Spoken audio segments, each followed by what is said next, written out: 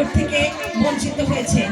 তাই আপনাদেরকে বলছি, আপনারা আরেকটা কথা যেটা খুবই জরুরি, আপনারা মেয়েদেরকে পড়াশোনা শেখাবেন।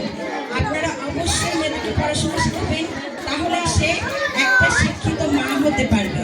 শিক্ষিত মা হলে কি হবে, আমাদের দেশটা উন্নত হবে। সেই জন্যই আপনাদেরকে অনুরোধ করছি, মেয়ে বাচ্চাদেরকে অবশ্যই আপনারা পড়াশোনা শেখাবেন।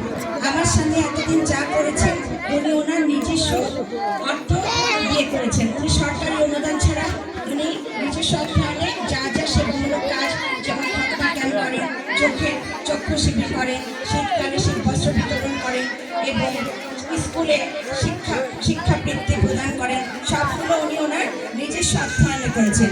এবার যদি আপনারা সুযোগ করে দেন, উনি ব্যাপক আকারে এই সেবা কার্য আরও বিস্তৃতি লাভ করাতে পারবে।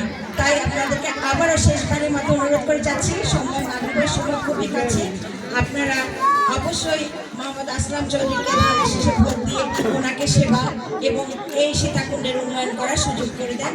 আপনাদেরকে বিশেষভাবে ধন্যবাদ জানাচ্ছি এবং ধন্যবাদ জানাচ্ছি আমাকে এখানে যারা এনেছেন। আপনাদেরকে আমি দেখতে পেরেছি, আপনাদের এই এলাকার কি কি অসুবিধা আমি জেনে গেলাম। আমি আমার স্বামীকে অবশ্যই জানাবো কোথায় কি সমস্যা। আপনারা যদি ওনাকে ভোট দিয়ে জয়যুক্ত করেন, উনি পর্যায়ক্রমে চেষ্টা করবেন প্রত্যেকটা অসুবিধাকে সুবিধা করার জন্য। আমি বিদায় নিচ্ছি। আসসালামু আলাইকুম।